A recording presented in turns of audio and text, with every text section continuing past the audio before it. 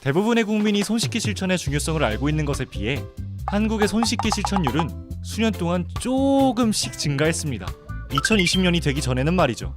코로나19가 확산된 2020년 외출 후 손 씻기 실천율이 급상승했습니다. 2019년 대비 무려 14.2%나 상승했죠. 손 씻기 실천율이 거의 98%에 가까워지자 생각지도 못한 변화가 생겼습니다. 코로나19가 아닌 다른 감염병 환자의 수까지 급격히 줄었거든요. 2020년 식중독 환자 수가 10년 이래 최저치를 기록하고 결막염 환자 수도 눈에 띄게 줄어들었습니다. 마스크 착용률 등이 높아진 것도 영향이 있겠지만 손 씻기가 정말 감염병 예방의 핵심이라는 사실을 알 수 있죠. 그런데 올바른 손 씻기를 하는 사람이 많았다면 결과는 더 놀라웠을 겁니다. 이게 무슨 말이냐고요? 사실 설문조사에서 손을 씻는다고 응답한 98%가 모두 올바르게 손을 씻는다고 보기 힘들거든요. 질병관리청은 용변 후 어떻게 손을 씻는지 알아보기 위해 화장실을 이용하는 사람 2,000명을 관찰 조사했습니다. 조사 결과 손을 씻은 사람의 비율은 75.4%, 이 중 60% 이상이 물로만 씻었습니다. 물로만 씻으면 세균이 거의 없어지지 않아 올바른 손 씻기를 했다고 보기 어려워요. 물로만 손을 씻었을 경우와 비누를 사용했을 경우를 비교한 실험 영상입니다. 남은 세균의 차이가 바로 느껴지죠? 게다가 비누를 사용했다고 해서 올바른 손 씻기를 실천했다고 말하기 어렵습니다.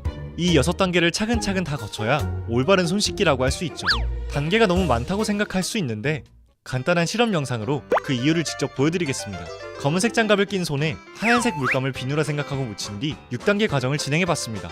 1단계 손바닥과 손바닥을 마주대고 문지릅니다. 1단계만 하고 손 씻기를 마치는 사람들이 많은데 보시다시피 새까만 부분이 너무 많죠? 2단계 손등과 손바닥을 마주대고 문질러주세요.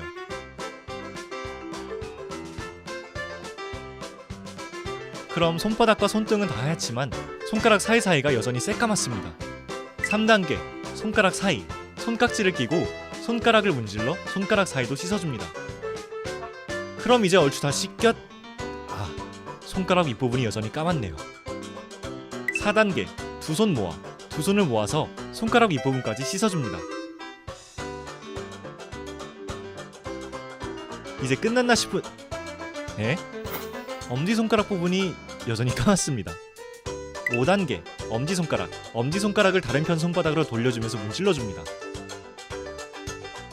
그럼 이제 육안으로는 다 된 것처럼 보이는데 잊지 말아야 할 곳이 하나 더 있습니다. 바로 손톱 밑이죠. 6단계 손톱 밑 손가락을 반대편 손바닥에 넣고 문지르며 손톱 밑을 깨끗하게 씻어주세요. 이때 손금 사이사이까지 씻어주면 끝! 이 6단계를 거치는 것뿐만 아니라 씻는 시간도 중요합니다. 너무 빨리 씻으면 손에 있는 세균이 그대로 남기 때문이죠. 질병관리청에서는 30초 이상 손을 씻는 걸 권장하고 있습니다. 그런데 손 씻을 때마다 30초 타이머를 설정할 수는 없잖아요. 생각보다 간단한 방법이 있습니다. 바로 생일 축하합니다. 생일 축하합니다. 생일 축하 노래를 부르는 거. 생일 축하 노래 길이가 15초 정도 되기 때문에 손을 씻으면서 딱 2번 부르면 된다고 합니다. 이 방법은 사실 해외 곳곳에서 하는 꽤나 세계적인 방법이죠.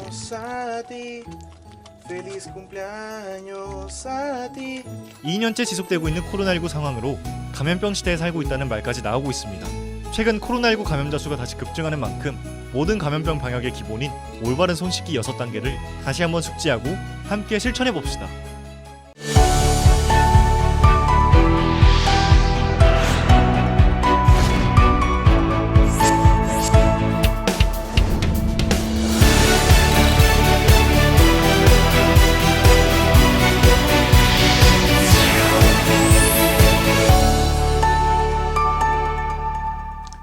안녕하세요. 학교 감염병 중 가장 많이 발생하는 인플루엔자, 즉 독감 강의를 맡은 한림대 강남성심병원 감염내과 이재갑 교수입니다. 2019년에 교육부의 학교 감염병 감시정보 통계를 보면 전국의 초중 고등학교에서 발생한 3대 감염병 중 1위는 인플루엔자였습니다. 2019년 한 해 동안 전국에서 33만 명 이상의 초중고생이 인플루엔자에 걸린 것으로 조사됐고요. 고등학생만 봐도 한 해에 2만 6천여 명이 인플루엔자로 고통을 받았습니다. 2009년 우리나라를 비롯한 전 세계에서 유명한 신종플루를 기억하시죠? 신종플루는 새로운 인플루엔자라는 뜻입니다. 인플루엔자는 질병명이면서 독감을 일으키는 바이러스 이름이기도 합니다. 인플루엔자 바이러스는 1933년 처음 분리됐습니다. 1918년 발생한 스페인 독감을 처음에 스페인 감기로 부른 것은 그래서입니다. 수온지가 떨어지면 걸리기 쉬운 계절성 인플루엔자는 흔히 겨울에서 봄까지 유행하는 독감을 가리킵니다. 우리 학생은 인플루엔자에 대해 궁금한 것이 많으시다고요? 질문해 주시면 요약해서 답변해 드리겠습니다. 안녕하세요, 교수님. 저는 서울 진선여고 1학년 장예원입니다. 저는 아직도 인플루엔자, 즉 독감과 감기가 헷갈립니다. 독감이 독한 감기라고 생각했거든요. 그럼 인플루엔자, 즉 독감은 어떤 병인가요? 일반인에게 독감으로 통하는 인플루엔자는 인플루엔자 바이러스가 일으키는 급성 호흡기 질환입니다. 인플루엔자 바이러스는 A형, B형, C형 세 종류로 나눌 수 있고요. B형은 증상이 가볍고 일단 사람만을 감염시킨다는 것이 A형과 다른 점입니다. B형은 주로 아이들이 많이 걸리고요. B형과 C형은 오랜 세월 동안 인간 집단 속에서 길들여졌기 때문에 대유행의 위험과는 무관합니다. 문제는 A형입니다. A형 인플루엔자는 여전히 야생의 상태이며 매우 위험합니다. 신종플루도 A형 인플루엔자였습니다. 그럼 겨울만 되면 콜록콜록하는 사람이 늘어나는데 대개는 인플루엔자 때문이겠죠? 매년 겨울철에 인구의 10에서 20%가 인플루엔자에 걸리거든요. 다시 말해 독감에 걸립니다. 10에서 40년마다 전 세계적으로 발생하는 A형 인플루엔자의 대유행은 인류에게 커다란 위협이 되고 있죠. 실제로 2009년 4월 미국 멕시코에서 시작된 신종플루는 21세기 최초의 대유행으로 전 세계적으로 큰 피해를 줬습니다. 인플루엔자에 걸리면 어떤 증상이 나타나나요? 인플루엔자는 흔히 고열, 오한, 두통, 근육통, 피로감과 같은 전신 증상과 기침, 인후통 등 호흡기 증상을 갑작스럽게 일으킵니다. 대개 심한 몸살이라고 표현하는 전신 증상이 뚜렷하고요. 등교 등 일상생활이 불가능할 정도입니다. 고열과 심한 근육통 등은 초기 2, 3일 동안 심하기는 하고요. 이 시기가 지나면 약간 나아집니다. 일부 환자에서 기침이 일주 이상 지속되면서 흉통, 즉 가슴 통증이 나타나기도 합니다. 고열이 이어지고 기침, 누런 가래, 호흡곤란 같은 증상이 나타난다면 폐렴 등 심각한 합병증을 의심해야 하고요. 인플루엔자는 대부분 증상이 시작되는 날로부터 일주일 이내에 거의 회복되기는 합니다. 인플루엔자와 감기는 어떻게 구분할 수 있나요? 인플루엔자는 독한 감기라고 우리가 부르기는 하지만 감기와 달리 인플루엔자는 갑작스럽게 시작되기 때문에 38도에서 41도의 고열로 시작되고 대부분 그 시작 시기를 기억할 수 있기는 합니다.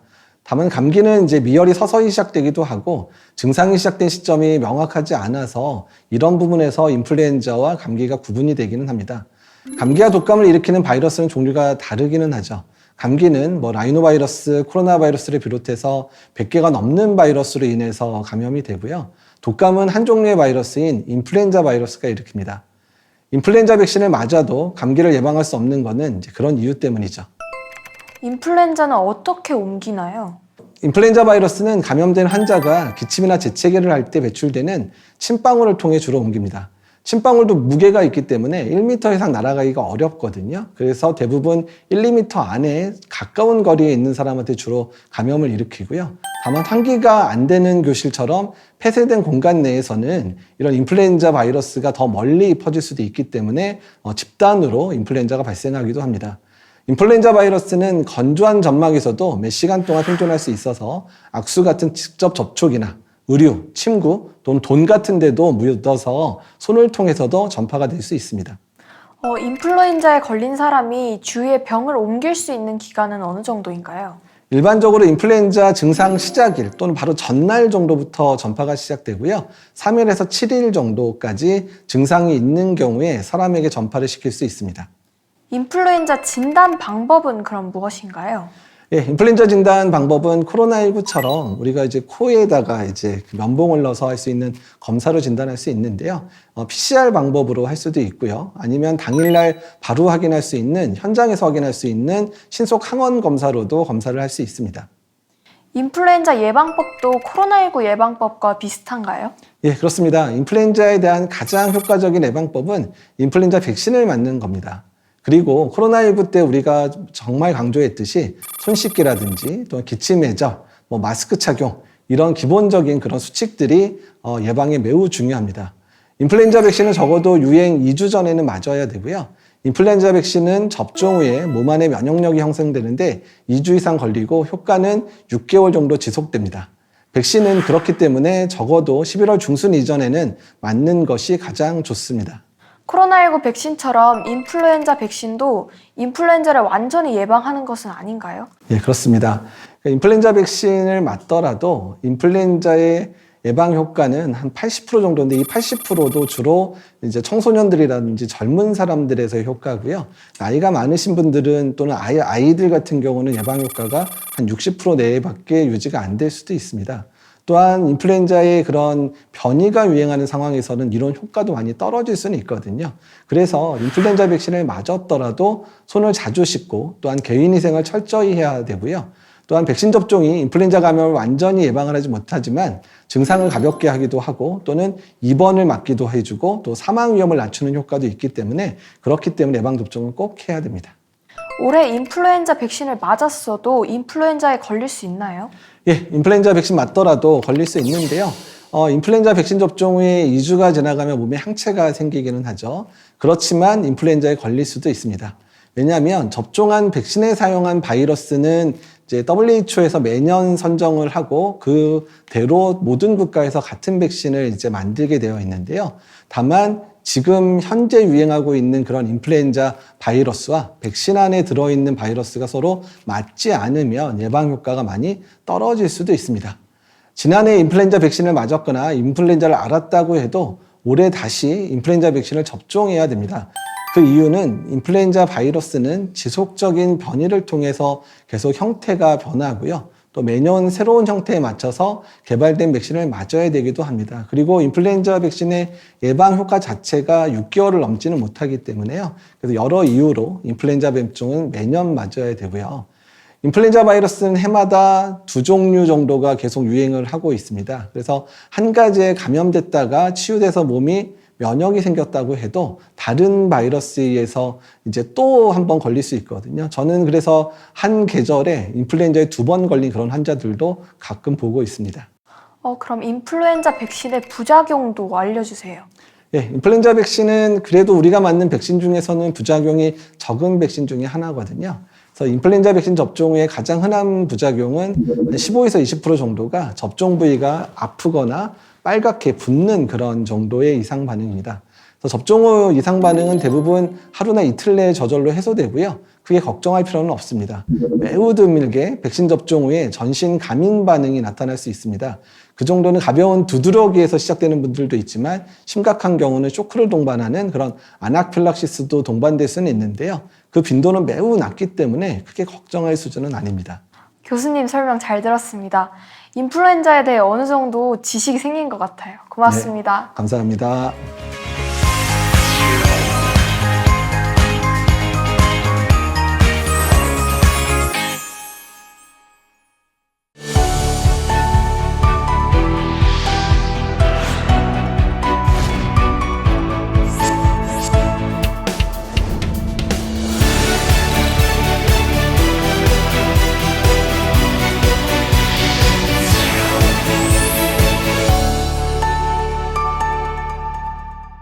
안녕하세요.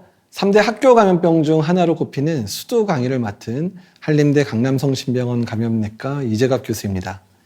2019년 교육부의 학교 감염병 감시 정보 통계를 보면 전국의 초중고등학교에서 발생한 3대 감염병 중 수두는 1위 인플루엔자에 이어 2위였습니다.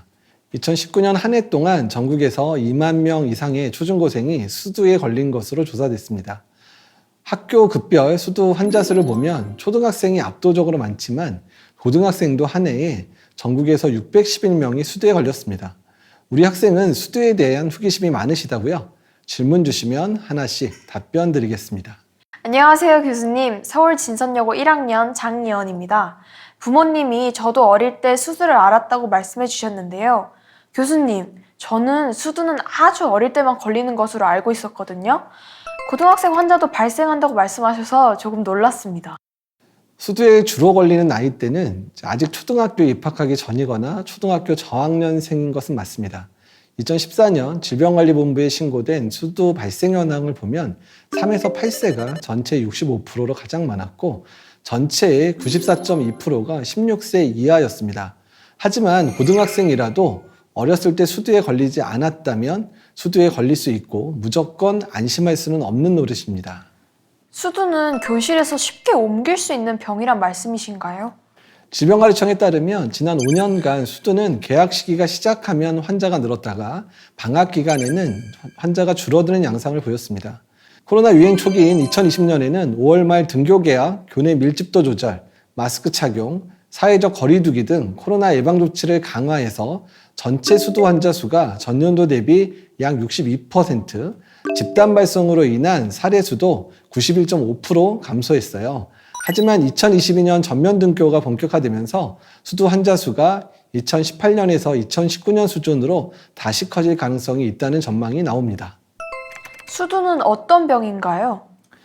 수두의 별칭은 작은 마마라고도 했었습니다. 소위 마마라고 불리던 천연두, 즉 두창은 박멸되었지만 작은 마마인 수두는 여전히 우리 주변에서 흔히 접하는 질병입니다. 수두는 수두 대상포진 바이러스가 일으키고요. 전파력이 매우 강한 급성 감염병입니다. 수두 바이러스는 1954년 수두와 대상포진 환자의 물집에서 처음 배양이 됐고요. 1970년대에 수두 백신이 개발됐습니다. 2005년에는 제2군 감염병으로 지정되었죠. 수두가 유행하는 계절이 따로 있나요?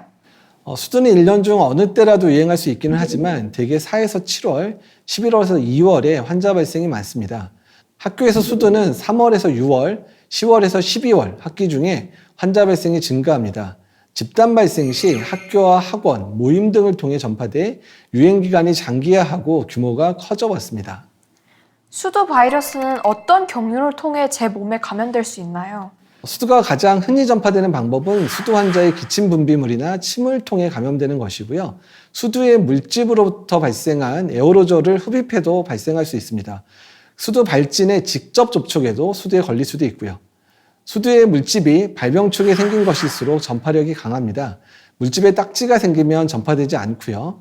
전파 시기는 물집 등 피부 발진 발생 1, 2일 전부터 발진이 딱지로 변할 때까지 보면 됩니다.